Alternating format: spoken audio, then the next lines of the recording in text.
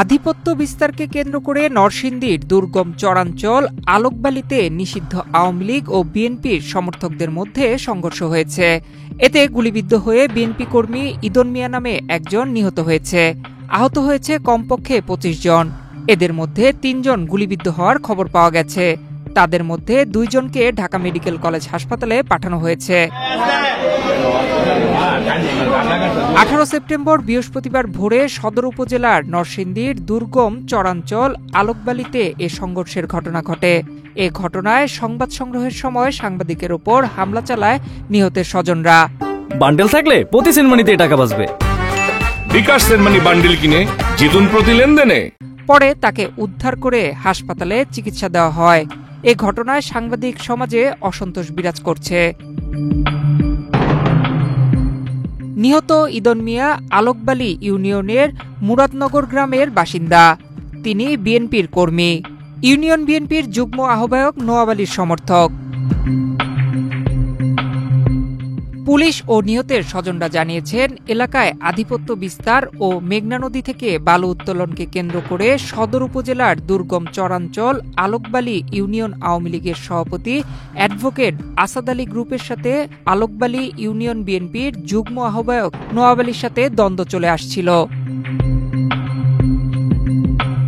গত বছরের ৫ই আগস্ট ফ্যাসিস্ট হাসিনা দেশ ছেড়ে পালানোর পর আলোকবালি ইউনিয়ন আওয়ামী লীগের নেতাকর্মী ও সমর্থকরা এলাকা ছাড়ে। ১ বছর পর ১৮ সেপ্টেম্বর বৃহস্পতিবার ভোররাতে আওয়ামী লীগ সভাপতি অ্যাডভোকেট আসাদ আলীর সমর্থকরা পুনরায় গ্রামে ঢোকার চেষ্টা করে। এ সময় বিএনপির লোকজন বাধা দেওয়ার চেষ্টা করলে দুপক্ষের মধ্যে শুরু হয় সংঘর্ষ। এ সময় নিষিদ্ধ আওয়ামী লীগের নেতাকর্মীরা বিএনপি নেতাকর্মীদের ওপর এলোপাথারি গুলি করতে থাকেন। এতে বিএনপির কর্মী ইদন মিয়া নামে একজন গুলিবিদ্ধ হয়ে নিহত হয় ও ২৫ জন আহত হয়।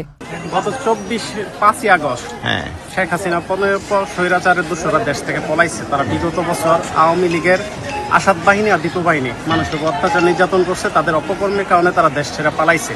পালানোর পরে তারা দীর্ঘ ১ বছর সুসংগঠিত হয়ে আজকে ভোরবেলা হজরের পরে আমাদের এলাকার উপর অসংখ্য মাস্তান বাহিনী এবং ভাড়াটিয়া সন্ত্রাস বাহিনী সহ আমাদের এলাকা যারা আওয়ামী আসাদ বাহিনী আর দীপু বাহিনী সহ আমাদের নিরহ বিএনপি কর্মীদের উপর অতর্কিত হামলা চালিয়েছে এবং অনেকেই আহত হয়েছে। এর মধ্যে আমার বাবা একজন নিরহ বিএনপির কর্মী, তার চেয়ে বেশি কিছু না। নামাজ পড়ে বের হয়েছে, যতটুকু বুঝতে পারছি খুব কাছ থেকে গুলি করা হয়েছে, ঠেকায় আমার বাবাকে নৃশংসভাবে হত্যা করা হয়েছে। আমি মাননীয় প্রধান উপদেষ্টা প্রফেসর ইউনূসের কাছে এর সঠিক তদন্তের মাধ্যমে বিচার চাই। নরসিংদী মডেল থানার এসআই নাসিম মিয়া জানিয়েছেন, এলাকার আধিপত্য বিস্তারকে কেন্দ্র করে দুই পক্ষের সংঘর্ষে একজন নিহত হয়েছে।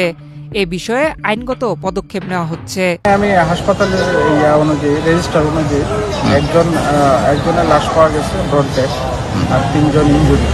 তো তাদেরকে ২ জনকে মনে হয় রেফার করছে ঢাকায়, আর আরেকজন প্রাথমিক চিকিৎসা নিয়ে চলে এসেছে। এটা এখন পর্যন্ত আসলে তদন্তের বিষয়টা। এ ঘটনায় এলাকায় থমথমে অবস্থা বিরাজ করছে। নয়ন বিশ্বাস, বাংলাদেশ প্রতিদিন।